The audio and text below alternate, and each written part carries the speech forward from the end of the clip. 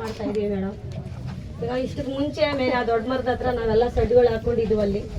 ಅಲ್ಲಿಂದ ಅಲ್ಲಿ ಒಂದು 2-3 ದಿವಸ ಇದು ವರ್ಷಗಳು ಇದ್ವು. ಅಲ್ಲಿಂದ ತೆಗೆದ್ಬಿಟ್ಟು ನಮ್ಗೂರ ನಿಮ್ಗೆ ಇಲ್ಲಿ ಬರೋಕ್ಕಾಗಲ್ಲ, ಬೇರೆಯವರು ಇದು ಮಾಡ್ಕೊಂಡಿದ್ದಾರೆ ಅಂತ ನಮ್ಮನ್ನು ತಗೊಬಂದು ಇಲ್ಲಿ 1.5 ಎಕರೆ ಜಮೀನ ನಮ್ಮನ್ನು ಆರ್ಡರ್ ಮಾಡಿ DC ಅವ್ರು ಕೊಟ್ಟಿದ್ದಾರೆ ನಮಗೆ. ಆ 1.5 ಎಕರೆದಲ್ಲೂ ನಮಗೆ ಕಟ್ಟಿರೋ ಮನೆಗಳು 1 ಎಕರೆನೇ, ಇನ್ನು 25 ಗುಂಟೆ ಜಮೀನು ನಮಗೆ ಕೊಡಬೇಕು ಅಂತ ನಾವು ಹೋಗಿ ತಿರ್ಗಾ DC ಹತ್ರ ನಾವು ಮನವಿ ಮಾಡ್ಕೊಂಡಿದ್ವು. ಅವರು DC ಅವ್ರು ಏನು ಮಾಡಿದ್ರು ಅಂದರೆ, ನಿಮ್ಗೆ ಇಂಥ ಜಾಗದಲ್ಲಿ ಇದೆಯಮ್ಮ ಕೆರೆ ಹತ್ರ ಅಂತ ನಮಗೆ ಆರ್ಡರ್ ಕೊಟ್ಟಿದ್ರು. ಅಲ್ಲಿ ಹೋಗಿ ನಾವು ಮನೆ ಕಟ್ಕೋಬೇಕಾದ್ರೆ ಗ್ರಾಮಸ್ಥರೆಲ್ಲ ಎಲ್ಲಿಂದ ಬಂದಿದ್ದೀರಾ ನೀವು, ನಿಮ್ಮ ಜಾಗಕ್ಕೆ ಬರಲ್ಲ, ನಮ್ಮ ಜಾಗ ನಾವು ಇಲ್ಲಿ ಹುಟ್ಟಿ ಬೆಳೆದಿರೋರು, ನಮ್ಗಿಂದ ನಿಮ್ಗೆ ಹೆಂಗೆ ಬರುತ್ತೆ ಅಂತ ಅವ್ರು ನಮ್ಮನ್ನ ಅಲ್ಲಿ ಹೋಗೋಕೆ ಬಿಡಿಲ್ಲ. ಅಲ್ಲಿ ಹೋದ್ಮೇಲೆ ಎಷ್ಟೋ ಜನ ಹೊಡೆದಿದ್ದಾರೆ, ಬೈದಿದ್ದಾರೆ, ಬೈಸ್ಕೊಂಡಿದ್ದೀವಿ, ನಿಮ್ ಇಲ್ಲಿಗೆ ಬಂದರೆ ಸಾಯಿಸಾಕ್ಬಿಡ್ತೀವಿ, ನೀವು ಕಾಲು ಇಡಬೇಡ್ರಿ ಅಂತ ಎಷ್ಟೋ ಸಲ ನಮ್ಮನ್ನು ಹೆದರಿಕೆ ಬಿದ್ದಿಸ್ತಾ ಇದೆ. ನಮ್ಮ ಜನ ಇಬ್ಬರು ಹೊಡೆದಿದ್ದಾರೆ, ಎಲ್ಲ ಇದಾವೆ ಮೇಡಮ್, ಇಲ್ಲ ಅಂತಿಲ್ಲ, ಸುಳ್ಳು ಹೇಳೋಕೆ ನಮಗೆ ಇದಿಲ್ಲ. ನಾವು ಏನಂದರೆ ನಮಗೆ ಇಷ್ಟು ವರ್ಷದಿಂದ ನಮ್ಮ ಮಕ್ಕಳಿಗೆ ಇದ್ದೇ ಬುದ್ಧಿ ಇಲ್ಲ. ನಮ್ಮ ಜೀವನ ಅಂದರೆ ಹಾಳೋಗಿದೆ. ದಿನಕ್ಕೊಂದು ರಾತ್ರಿ ಊರಿಗೊಂದು ರಾತ್ರಿ ನಿವಾಸ ಮಾಡಿಕೊಂಡು ತಿರ್ಕೊಂಡು ತಿಂದಿದ್ದೀವಿ. ಈಗ ನಮ್ಮ ಮಕ್ಕಳಾದ್ರೂ ಏನೋ ಬುದ್ಧಿ ನೋಡಿಕೊಂಡು ಅವರನ್ನ ಒಂದು ಸ್ವಲ್ಪ ಚೆನ್ನಾಗಿ ಬಾಳ್ತಾರೆ ಅಂತ ನಮ್ಮ ಆಶೆ ಮೇಡಮ್. ಯಾರ್ದೋ ಒಬ್ಬದು ಕಿತ್ಕೋಬೇಕು, ನಾವು ತಿನ್ನಬೇಕು ಅಂತ ದುರುದ್ದೇಶ ನಮಗಿಲ್ಲ. ಎಲ್ಲಿಯಾದ್ರೂ ಕೋಲೆ ಬಸವನವ್ರು ನೀವೇ ಯೋಚನೆ ಮಾಡ್ಕೊಳ್ಳಿ, ಎಲ್ಲಾದ್ರೂ ಈ ಕರ್ನಾಟಕದಲ್ಲಿ ಕೋಲೆ ಬಸವನವ್ರದ್ದು ಅಂತ ಒಂದು ಊರಿದೆಯೋ, ಒಂದು ಮನೆ ಇದೆಯೋ, ಇಲ್ಲ 1 ಎಕರೆ ಜಮೀನು ಇದೆಯೋ, ನೀವೇ ಇಷ್ಟಲ್ಲಿ ನೋಡ್ಕೊಡಿ, ಗೊತ್ತಾಗುತ್ತೆ. ನಿಮ್ಗೆ ಗೊತ್ತಿಲ್ಲದೆ ನಾವು ಸುಳ್ಳು ಹೇಳೋಕ್ಕಾಗಲ್ಲ.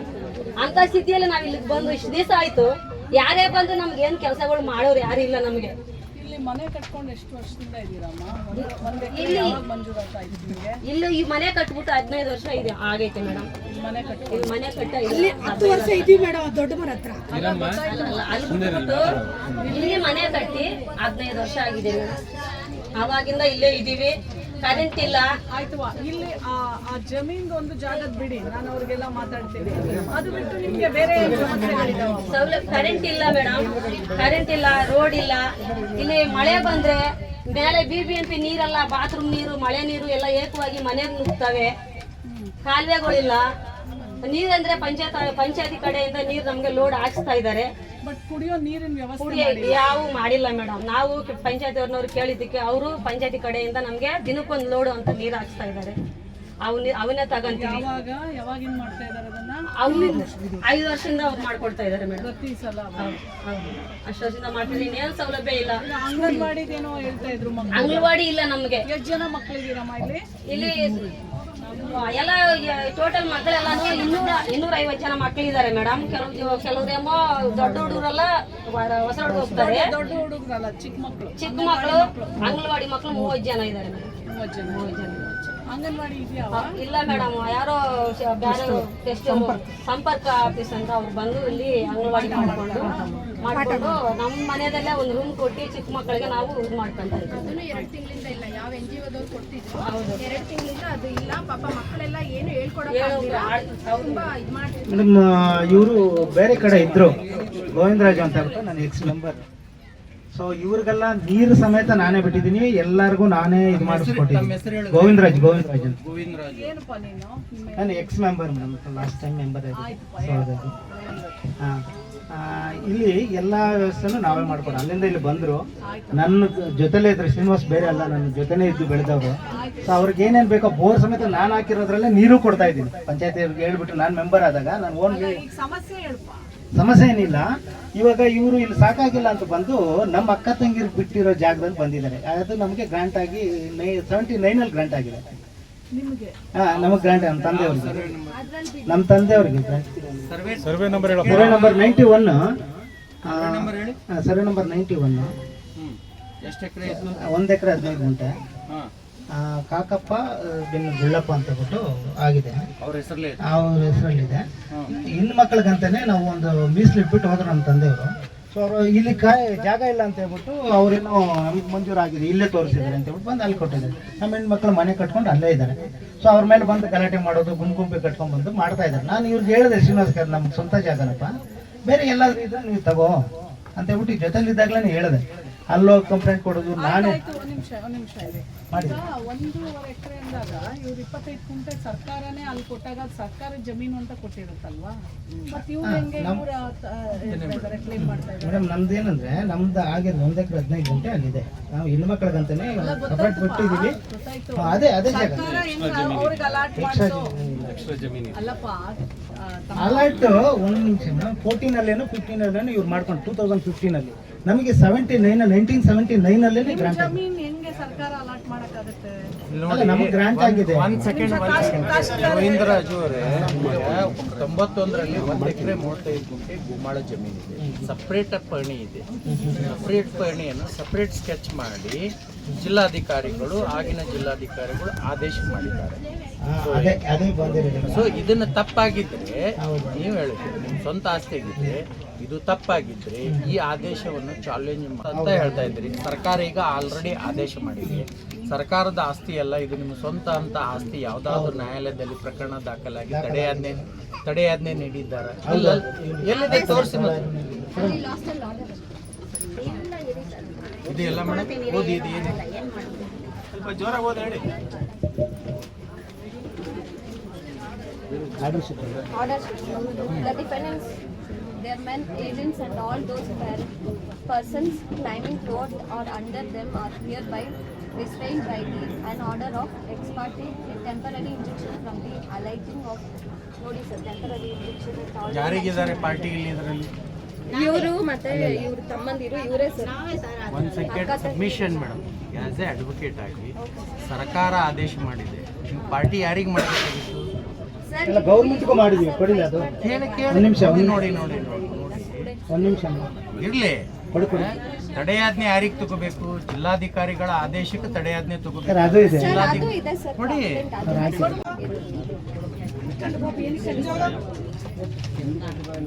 ಇದರಲ್ಲಿ ನೋಟಿಸ್ ಕೊಟ್ಟಿದ್ದಾರೆ, ಇದರಲ್ಲಿ ಏನು ಆರ್ಡರ್ ಆಗಿಲ್ಲ. ಇಲ್ಲಿ ನೋಡಿ ಸರ್, ಕಾಕಪ್ಪ ಅಂತ ಬರ್ದಿದ್ದಾರೆ. ಅವೆಲ್ಲ ಡಾಕ್ಯುಮೆಂಟ್ಸ್ ಸಿಂಪಲ್ ಆಗಿ ಕೇಳ್ತಾ ಇರೋದು. ಇಲ್ಲಿ ಜಿಲ್ಲಾಧಿಕಾರಿಗಳ ಆದೇಶದ ಮೇಲೆ ತಾವು ತಡೆಯಾಜ್ಞೆ ತಗೊಂಡಿದ್ರೆ ನಾವು ಆ ತಡೆಯಾಜ್ಞೆಯನ್ನು ಪರಿಗಣಿಸಬೇಕು. ನೀವು ಪ್ರಾಪರ್ ಆಗಿ ಅಂಡರ್ಸ್ಟ್ಯಾಂಡ್ ಮಾಡ್ಕೊಳ್ಳಿ ಸರ್. ನಾವಲ್ಲಿ ನಮ್ಮ ಪ್ರಾಪರ್ಟಿನಲ್ಲಿ ಕಟ್ಟಕ್ಕೆ ಹೋಗ್ತಾ ಇದ್ರೆ ಇವ್ರು ಬಂದು ಬೇಕು ಅಂತ ಇಂಟೆನ್ಷನಲ್ ಮೇಡಮ್ ಈಗ ಇದು ಮಾಡ್ತಾರೆ. ಇಲ್ಲಿ ನಾವು ಕೊಟ್ಟಾಗ ಇಲ್ಲಿ ಎಲ್ಲಾ ವ್ಯವಸ್ಥೆನೂ ಮಾಡಿದೀವಿ.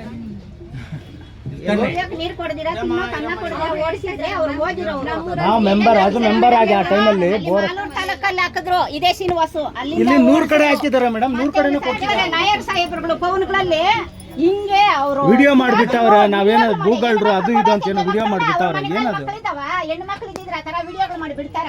3 ಕಾಸುಗಳಿಗೆ ಆಸೆ ಪಟ್ಟು ಈ ತರ ಮಾಡ್ತಾ ಇದ್ದಾರೆ ಮೇಡಮ್. ಎಲ್ಲ ಫೋನ್ಗಳಲ್ಲಿ ಹಾಕಿ ನಮ್ಮ ಹೆಸರುಗಳನ್ನ. ಇವಾಗ ಅವಳು ಕೊಡೋತೆಗೆ ಮಗು ಯಾರು ತಗೊಂಡೋಗ್ತಾರೆ? ಈ ತರ ಇವರು ವಿಡಿಯೋಗಳಲ್ಲಿ ಪ್ರಚಾರ ಆದ್ರೆ ನಮ್ಮ ಜಮೀನು ನಾವು ಬಿಡಲ್ಲ ಮೇಡಮ್. ಅವ್ರೇನಾದ್ರು ಅಲ್ಲಿ ಬಂದ್ರೆ ತುಂಬಾನೇ ಅದು 1 ಎಕರೆ ಇಲ್ಲಿ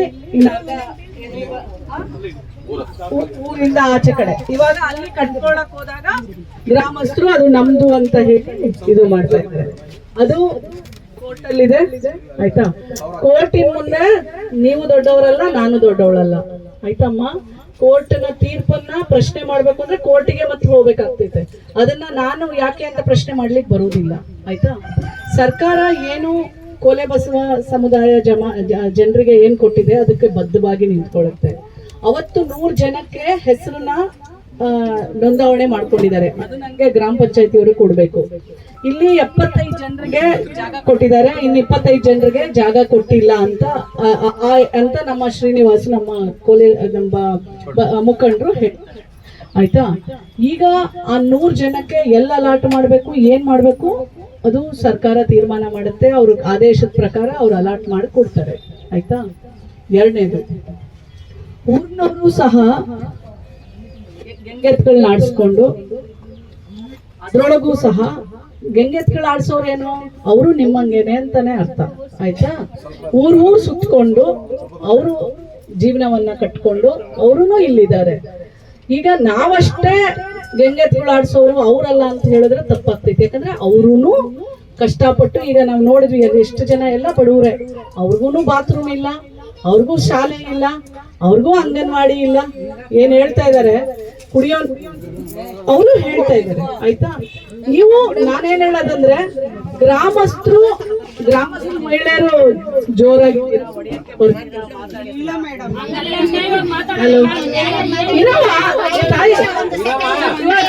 ನಾನ್ ನ್ಯಾಯ ಮಾತಾಡ್ತಾ ಇದ್ದೀನ ಅನ್ಯಾಯ ಮಾತಾಡ್ತಾ ಇದ್ದೀನವಾ? ನನ್ಗೆ ನೋಡವ, ನನಗೆ ಆ ಮಕ್ಕಳು ಮಕ್ಕಳೇನೆ, ನಿಮ್ಮ ಮಕ್ಕಳು ಮಕ್ಕಳೇ. ನಾವು ತಾಯಿ, ನಮ್ಮ ಆ ಮಕ್ಕಳು ಅಷ್ಟೇ ಮುಖ್ಯ, ನಿಮ್ಮ ಮಕ್ಕಳು ಅಷ್ಟೇ ಮುಖ್ಯ ತಾಯಿ. ಅವಳು ನನ್ನ ಮಗಳೇ, ಕರಿಕೋಟ್ ಹಾಕೊಂಡ್ ಬಂದಿದ್ದಾಳಲ್ಲ, ಅವಳು ನಿಮ್ ಮಗಳೇ ಅಲ್ಲವಾ? ನಮ್ಮ ಮಗಳು ಸಹಿತ. ನನ್ಗೂ ಅಷ್ಟೇ ವಯಸ್ಸಿನ ಮಕ್ಕಳಿದ್ದಾರೆ, ನಿಮಗಷ್ಟೇ ಮಕ್ಕಳಲ್ಲ. ಮಹಿಳಾ ಆಯೋಗದ ಅಧ್ಯಕ್ಷೆ ಅಂದ್ರೆ ತಾಯಿ ಸಮಾನ. ನಿಮಗೊಂದು ಕಣ್ಣಿಗೆ ಸುಣ್ಣ, ಇನ್ನೊಂದು ಕಣ್ಣಿಗೆ ಬೆಣ್ಣೆ ಇಡುವಂತದಲ್ಲ. ನಾನ್ ನಿಮ್ಗೆಲ್ಲ ಏನ್ ಹೇಳ್ತಾ ಇದ್ದೀನಿ, ಜಗಳ ಮಾಡೋದ್ ಬಿಟ್ಬಿಡಿ. ಇವಾಗ ನಾನು ಅವ್ರಿಗೆ 1 ತಿಂಗಳು ಟೈಮ್ ಕೊಡ್ತೀನಿ. ನಾವು ಆಯೋಗದಿಂದ ಅವ್ರಿಗೆ 1 ತಿಂಗಳು ಟೈಮ್ ಗಡುವು ಕೊಡ್ತೀವಿ. ಬಟ್ ಅವರು ನಮ್ಮ ಅಧಿಕಾರಿ ಏನ್ ಹೇಳ್ತಾ ಇದಾರೆ ಅಂದ್ರೆ, ಮೇಡಮ್ ನಾವೆಲ್ಲ ಈ ಜಾತಿ ಗಣತಿಯಲ್ಲಿ ಎಲ್ಲರೂ ಬಿಸಿ ಇದೀವಿ, ನಮ್ಗೆ 1 ತಿಂಗಳು ಎಕ್ಸ್ಟ್ರಾ ಟೈಮ್ ಕೊಡಿ ಅಂತ ಕೇಳ್ತಾ ಇದಾರೆ. ಗಣೇಶ್ ಶ್ರೀನಿವಾಸ್ ಮಾತಾಡ್ಬಿಡತ್ತಮ್ಮ. 2 ತಿಂಗಳು ಟೈಮ್ ಕೇಳಿದ್ದಾರೆ. ನಾವು ಆಯೋಗದಿಂದನೂ 2 ತಿಂಗಳ ಅವಧಿಯನ್ನ ಕೊಡ್ತೀವಿ. ಇದನ್ನ ಇಲ್ಲಿ ಸ್ಥಳೀಯವಾಗಿ ಗೆದ್ದಂತ ಗ್ರಾಮ ಪಂಚಾಯತಿ ಇರ್ಬೋದು, ಮತ್ತೆ ನಿಮ್ಮ ಶಾಸಕರು ಇರ್ಬೋದು, ಎಲ್ಲ ಅಧಿಕಾರಿಗಳನ್ನ ಕೂರಿಸ್ಕೊಂಡು ನಿಮ್ಮ ಮತ್ತೆ ಗ್ರಾಮಸ್ಥರು ಮತ್ತೆ ನಮ್ಮ ಈ ಅಲೆಮಾರಿ ಕೋಲೆ ಬಸವ ಸಮುದಾಯ, ನೀವು ಇದ್ದೀರಾ, ಅವರು ಇದ್ದೀರಾ, ಇಬ್ರು ನಮ್ಮವ್ರೆ, ಕೂತ್ಕೊಂಡು ನೀವ್ ಹಿಂಗೆ ಜಗಳ ಆಡ್ತಾ ಹೋದ್ರೆ ನೆವರ್ ಎಂಡಿಂಗ್.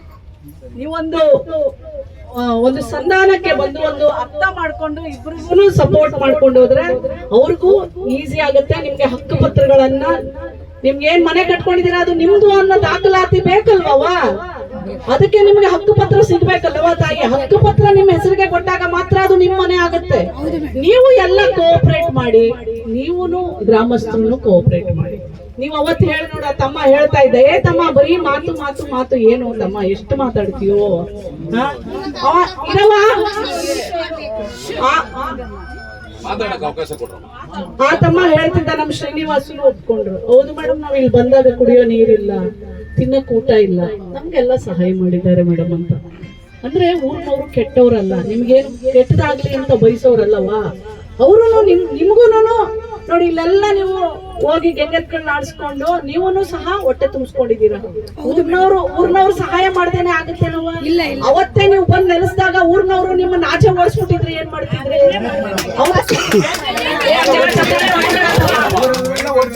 ಹಂಗೆಲ್ಲ ಮಾಡಬಾರ್ದು. ಊರೆಲ್ಲ ನಿಮ್ ತಂದೆಗಲ್ಲಪ್ಪ ಆಸ್ತಿ, ಸರ್ಕಾರದ್ದು. ನೀವು ಹಂಗೆಲ್ಲ ಮಾತಾಡಬಾರ್ದು ತಮ್ಮ. ಅವ್ರಿಗೂ ಅಷ್ಟೇ ಹಕ್ಕಿದೆ, ನೀವು ಆತರ ಪ್ರಶ್ನೆ ಮಾಡಬಾರ್ದು. ನಾವ್ ಹಂಗ ಹೇಳಿದ ತಕ್ಷಣ ಅವ್ರನ್ನ ಬಿಟ್ಕೊಟ್ಟಂಗಲ್ಲ. ನಾನು ಹೇಳೋದಿಷ್ಟ ಯಾಕೆ ಅವ್ರಿಗೆ ಹೇಳ್ತಾ ಇದೀನಿ ಅಂದ್ರೆ, ಅವರು ಜೊತೆಯಲ್ಲಿ ನಾವು ಹೋಗ್ಬೇಕು ಅನ್ನೋದು ಅಷ್ಟೇ ಅರ್ಥ. ಹಂಗನ್ಬಿಟ್ಟು ಅವ್ರನ್ನ ಬಿಟ್ಕೊಡ್ತಾ ಇದೀವಿ ಅನ್ನೋ ಮಾತು ಮಾತ್ರ. ನೀವು ಹೇಳ ಚಪ್ಪಾಳೆ ಹೊಡಿಯೋದೆಲ್ಲ ನಂಗೆ ಇಷ್ಟ. ನೀನ್ 5 ನಿಮಿಷ ಎಲ್ಲ ಬೇಡ ತಮ್ಮ ನನಗೆ. ಆಮೇಲೆ ನಾವು ನೀವೆಲ್ಲ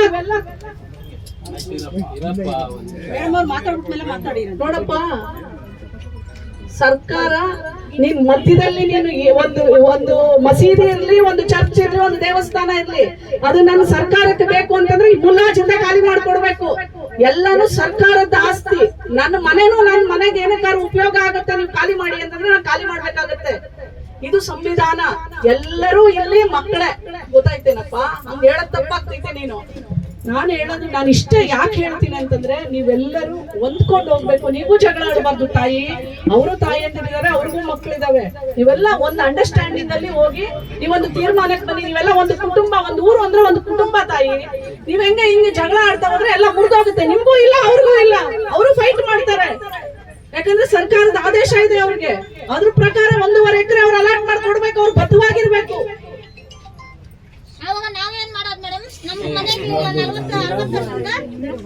ತಾಯಿ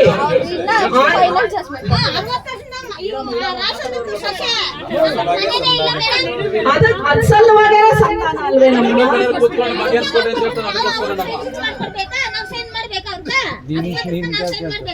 ನಿಮ್ಮನೇದಲ್ಲವ ಆಸ್ತಿ, ನೀವು ಸೈನ್ ಮಾಡಕ್ಕೆ.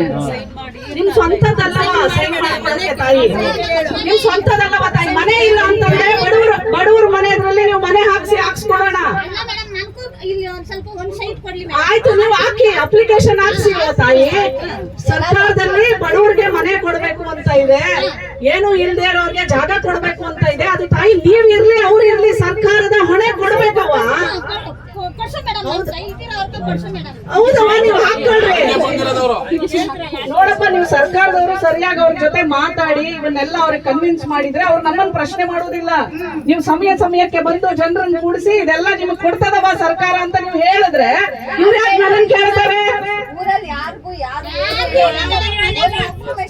ಇಲ್ಲವಾ ತಾಯಿ, ಇಲ್ಲಿ ನೋಡವ, ನಿಮ್ ಜೊತೆ ಇಡೀ ಊರು ತಹಶೀಲ್ದಾರ್ ಊರಿನವ್ರ ಜೊತೆ ಕುತ್ಕೊಂಡು ಬರೀ ಎಲ್ಲ ಮಹಿಳೆಯರ ಜೊತೆ ಒಂದು ಮಹಿಳಾ ಸಭೆ ಆಗ್ಬೇಕು. ಇದು ಮಾನ್ಯ ಮುಖ್ಯಮಂತ್ರಿಗಳು ಲಾಸ್ಟ್ ಟೈಮ್ DCCO ಜೊತೆ ಮೀಟಿಂಗ್ ಮಾಡಿದಾಗ ಕಡ್ಡಾಯವಾಗಿ ಹೇಳಿದ್ದಾರೆ, ಊರಿನಲ್ಲಿ ಮಹಿಳಾ ಗ್ರಾಮ ಸಭೆ ಪ್ರತಿ 3 ತಿಂಗಳಿಗೆ ನಡಿಬೇಕು. ಅವರಿಗೆ ಸರ್ಕಾರದ ಸವಲತ್ತುಗಳನ್ನ ತಿಳಿಸಬೇಕು. ಅವ್ರಿಗೆ ಯಾವುದೇ ಮೂಲಭೂತ ಸೌಕರ್ಯಗಳಿಲ್ಲ ಅಂದ್ರೆ ನೀವು ಕೊಡಿಸ್ಬೇಕು ಅಂತ ಹೇಳಿದ್ರೇನಪ್ಪ.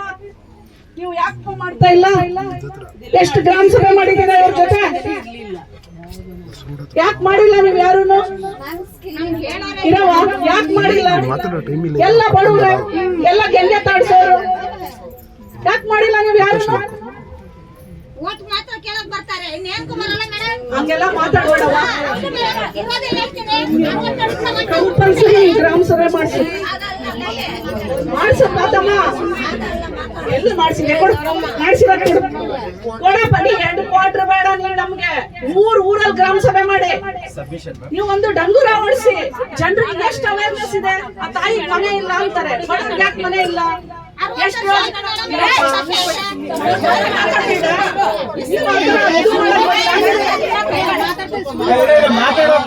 ಸುಮ್ನೆ ಮಾತಾಡ್ತಾ ಇದ್ರೆ ತಾಯಿ ಆಗುದಿಲ್ಲ. ಸಾಕು ಹೇಳಿದ್ಯಲ್ಲ. ನೋಡಿ ಅಮ್ಮ ತಾಯಿ, ನನ್ನ ಮಾತು ಕೇಳಿ. ನೀವು ಹಂಗ ಮಾತಾಡ್ತಿದ್ರೆ ನಾನು ಹೊರಟು ಬಿಡ್ತಿಲ್ಲ. ನೋಡಿ, ಇವರು ಎಲ್ಲ ನಮ್ಮವ್ರೆ, ಎಲ್ಲ ನಮ್ಮ ಈ ಭೂಮಿ ಮೇಲೆ ಹುಟ್ಟಿರೋ ಜನ ನಾವೆಲ್ಲ ಒಂದೇ ತಾಯಿ ಮಕ್ಕಳು, ಆಯ್ತಾ? ನೋಡಪ್ಪ, ಇಲ್ಲಿ ಬಂದು ಸಭೆ ಮಾಡು.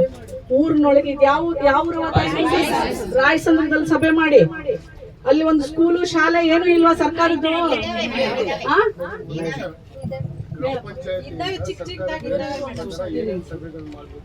ಎಲ್ಲಿ ಮಾಡಿದ್ಯಾ ತಮ್ಮ? ಇರಪ್ಪ, ರೆಹಮಾನ್ ಶರೀಫ್. ಗ್ರಾಮ ಸಭೆ ಅರ್ಥ ಏನು? ಏನ್ ಅರ್ಥ? ನಿನ್ ಜನರಿಗೆ ನೀನ್ ತಿಳುವಳಿಕೆ ಕೊಡ್ಬೇಕು ಅಂತ. ಇಷ್ಟು ಜನ ಇದಾರೆ ಇಲ್ಲಿ, ಒಂದು 500 ಜನ ಮಹಿಳೆಯರಿದ್ದಾರೆ. ಏನಪ್ಪಾ ನೀನು ತಿಳುವಳಿಕೆ ಕೊಟ್ಟಿದ್ಯಾ ಕೇಳಪ್ಪ. ಕೇಳ್ತೀನಿ ರೀ, ಒಂದೇ ಒಂದು ನಿಮಿಷ, ಅವಾಗ ಗೊತ್ತಾಗುತ್ತೆ ನೀವು ಎಷ್ಟು ಮಟ್ಟಿಗೆ ಗ್ರಾಮ ಸಭೆ ಮಾಡಿದೀರಾ ಅಂತ. ಪೋಷಕತ್ವ ಯೋಜನೆ ಅಂತ ಒಂದಿದೆ, ಯಾರಿಗ್ ಗೊತ್ತಮ್ಮ? ಇದು ನಮ್ಮ ಮಹಿಳಾ ಮತ್ತು ಮಕ್ಕಳ ಕಲ್ಯಾಣ ಇಲಾಖೆಯವರು. ಅಂದ್ರೆ ಗ್ರಾಮ ಸಭೆ ಅಂದ್ರೆ ಎಲ್ಲರೂ ಸೇರಿ ಎಲ್ಲ ಅಧಿಕಾರಿಗಳು ಬರ್ಬೇಕು, ನೀವು ಕುತ್ಕೊಂಡು ಮಾಡ್ಬೇಕು. ಇಲ್ಲಿ ಎಷ್ಟು ಜನ ಗಂಡ ಇಲ್ದಿರೋ ತಾಯಂದಿರ ಕೈ ಎತ್ತಿ. ನಿಮಗೆ ನೀವು ಹೇಳ್ಬೇಡಿ, ಸುಮ್ನೆ ಇರಿ. ಪೊಲೀಸ್ ಅವರೇ, ಸತೀಶ್ ಅವರೇ, ಹೇಳ್ಬೇಡಿ, ಬಿಡ್ರಿ. ನಮ್ಮ ಹೆಣ್ಣು ಮಕ್ಕಳಿಗೆಲ್ಲಪ್ಪ ಅವೇರ್ನೆಸ್ ಕೊಟ್ಟಿದ್ಯಾ ನೀನು? ನಿಮಗ್ ಕೇಳ್ತೀನಿ, ನೀವು ಆ ಕಡೆ ಮಾತಾಡಬೇಡ್ರಿ. ಸಣ್ಣ ಮಾಹಿತಿ ಗೊತ್ತಿಲ್ರಿ ನಮ್ಮ ಮಹಿಳೆಯರಿಗೆ. ಏನ್ ಅರಿವಿನ ಮೂಡಿಸ್ತೀರಾ ನೀವು? ಅಷ್ಟೇ ಹೇಳಿ ಸಾಕು, ಮಾಡಿ. ಯಾಕೆಂದ್ರೆ ಅವ್ರು ಯಾರಿಗೂ ಏನೋ ಗೊತ್ತಿಲ್ಲ, ನೀವು ಮಾಡ್ಬೇಕು ಅಷ್ಟೇ. ಎಲ್ಲೋ ಒಂದ್ ಕಡೆ ಗ್ರಾಮ ಸಭೆ ಮಾಡಿದೀನಿ ಲೆಕ್ಕಕ್ಕೆ ಅನ್ನೋದು ಆತರ ಇಲ್ಲ ಅಲ್ಲಪ್ಪ. ಸರ್ಕಾರ ಯಾಕೆ ಹೇಳುತ್ತೆ ಅಂದ್ರೆ ನಮ್ಮ ಮಹಿಳೆಯರು, ನಮ್ಮ ಬಡತನದ ಇರುವಂತ ಮಹಿಳೆಯರು ಏನೂ ಗೊತ್ತಿರಲ್ಲ.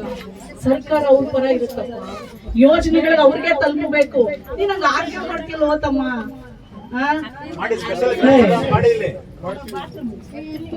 ನಮ್ ಜನರಿಗೆ ಅರಿವಿಲ್ಲ ಅಂದ್ರೆ ನೀನ್ ಪಂಚಾಯತಿ ಕಟ್ಕೊಂಡು ಏನ್ ಮಾಡ್ತೀಯಪ್ಪ? ಇಷ್ಟು ಜನ ವಿಧವೆಯರಿದ್ದಾರಲ್ಲ, ಅವ್ರಿಗೆ ಸ್ಪೆಷಲ್ ಕನ್ಸಿಡರೇಷನ್ ಅಲ್ಲಿ ಅವ್ರಿಗೆ ಮನೆ ಸ್ಯಾಂಕ್ಷನ್ ಆಗುತ್ತೆ. ಎಷ್ಟು ಜನಕ್ಕೆ ಮಾಡಿಸಿದೀರಾ? ಆಮೇಲೆ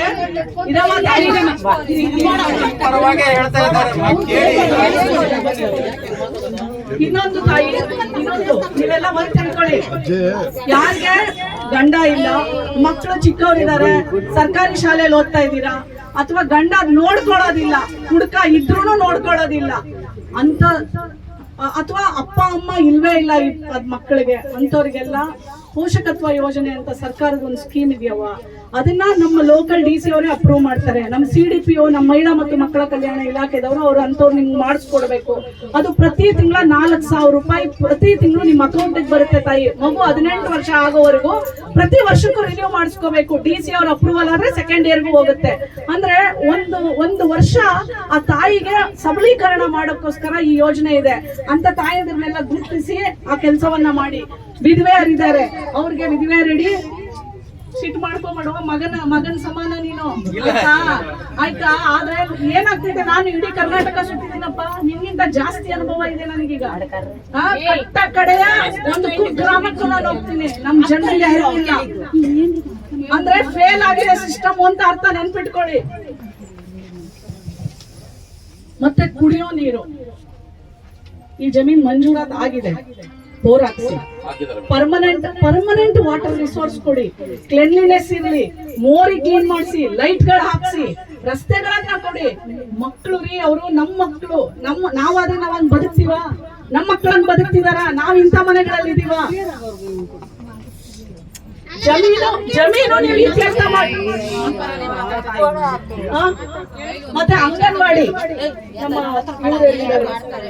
ಏನಮ್ಮ CDP ಅವರೇ, ಇಲ್ಲಿ ಬಂದು ನೀವು ಎಷ್ಟು ಜನರಿಗೆ ಪೋಷಕತ್ವ ಯೋಜನೆ ಮತ್ತೆ ನಮ್ಮ ಇದ್ರೊಳಗಡೆ ಮತ್ತೆ ಇಲ್ಲಿ ಇಷ್ಟು ಜನ ಮಕ್ಕಳಿದ್ದಾರೆ ಅಂಗನವಾಡಿ ಇಲ್ಲ ಅಮ್ಮ? ಇಲ್ಲಿಂದ ದೂರನ ಹತ್ರನ? ದೂರ ಆಗತ್ತಲ್ವಾ? ನೀವು ಒಂದು ಲೆಟರ್ನ ಕೊಟ್ಟು ನಿಮ್ಮ ಶಾಸಕರ ಹತ್ರನೇ ಒಂದು ಸ್ಯಾಂಕ್ಷನ್ ಮಾಡಿಸ್ಕೊಳ್ಳಿ. ನನ್ಗೊಂದು ಲೆಟರ್ ಕೊಡಿ, ನಾನು ಹಾಕ್ತೇನೆ ಮಂಜೂರಾತ್ ಮಾಡ್ಲಿಕ್ಕೆ. ಯಾಕಂದ್ರೆ ಮಕ್ಕಳನ್ನ ನೀವು ಮುಂದಕ್ಕೆ ಎಜುಕೇಶನ್ ಕೊಡ್ಲಿಲ್ಲ ಅಂದ್ರೆ ಅವ್ರು ಹಿಂಗೆ ಉಳ್ಕೋತಾರೆ. ಹೌದೇನಲ್ವೇನವ? ನೀವು ಬಂದು ಇಲ್ಲಿ ಫಸ್ಟ್ ಪೋಷಕತ್ವ ಯೋಜನೆ ಮಾಡಿಸಿ, ಗೊತ್ತಾಯ್ತಾ? ಆಮೇಲೆ ಏನ್ ಹೆಸರಂದ್ರೆ ರೆಹಮಾನ್, ನೀವು ಸಭೆ ಮಾಡಿ ಎಷ್ಟು ಜನ ವಿಧವೆಯರಿದ್ದಾರೆ ನನಗೆಲ್ಲ ಸ್ಟ್ಯಾಟಿಸ್ಟಿಕ್ಸ್ ಕಳಿಸ್ಬೇಕು ನೀವು. ಈ ಒಂದು ನಿಮ್ಮ ರೇಂಜ್ಗೆ ಬರುವಂತ ಇದರಲ್ಲಿ ಎಷ್ಟು ಜನ ಮಹಿಳೆಯರಿದ್ದಾರೆ, ಎಷ್ಟು ಜನ ವಿಧವೆಯರಿದ್ದಾರೆ, ಎಷ್ಟು ಜನ ಫಲಾನುಭವಿಗಳಿದ್ದಾರೆ, ಎಷ್ಟು ಜನಕ್ಕೆ ನಾವು ಇನ್ನ ಮಾಡ್ಬೋದು, ಎಲ್ಲವನ್ನು ಸ್ಟ್ಯಾಟಿಸ್ಟಿಕ್ಸ್ ಕಳಿಸ್ಕೊಡಿ ನನಗೆ, ಗೊತ್ತಾಯ್ತಾ? ಆಯ್ತೇನಮ್ಮ? ಮತ್ತೆ ಈ ಜಾಗದ್ದು ನಿಮ್ಗೆ ಆಲ್ರೆಡಿ ಹೇಳಿದೀನಿ. ಸರ್ಕಾರದವರು, ಸ್ಥಳೀಯ ಚುನಾಯಿತ ಅಧಿಕಾರಿಗಳು, ಚುನಾಯಿತ ಪ್ರತಿನಿಧಿಗಳು, ಅಧಿಕಾರಿಗಳು ಎಲ್ಲರೂ ಕೂತ್ಕೊಂಡು ನೀವು ಕೂತ್ಕೊಂಡು ಜಗಳ ಆಡ್ದಂಗೆ ಒಂದು ತೀರ್ಮಾನಕ್ಕೆ ಬನ್ನಿ. ನೀವೆಲ್ಲ ತೀರ್ಮಾನಕ್ಕೆ ಬಂದ್ರೆ ನೀವು ಕಟ್ಕೊಂಡಿರೋ ಮನೆಗಳಿಗೂ ಹಕ್ಕು ಪತ್ರ ಸಿಗತ್ತೆ, ನಿಮ್ಗೆಲ್ಲ ಸವಲತ್ತುಗಳು ಸಿಗತ್ತೆ. ಅರ್ಥ ಆಯ್ತೇನವ? ಆಯ್ತಾ?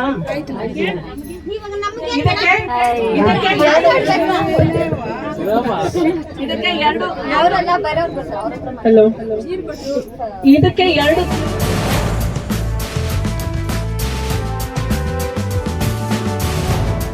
ಅಂದ್ರೆ ಇಲ್ಲಿ ಏನು ಕೋಲೆ ಬಸವ ಸಮುದಾಯ ಇದೆ, ಆ ಸಮುದಾಯಕ್ಕೆ ಜಮೀನ್ ಮಂಜೂರಾತಿ 2013 ಆಗಿದೆ.